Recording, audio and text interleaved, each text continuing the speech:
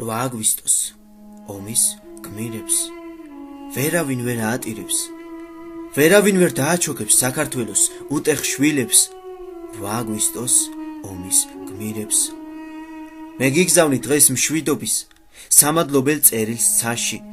მოვალე ვარ ჩვენ ამ დღისთვის, ქეთს გიხრიდეთ ცხოვრებაში. საქართველოს უტეხ შვილებს ვიცი, მიწამაყია, ბევრი გმირი უწევს გულში, ვერავინ ვერ შეგედრებათ საქართველოს სიყვარულში. 8 აგვისტოს ომის გმირებს. თქვენ სახელებს უკვდავების დიდი ჯილდო გადაეცათ.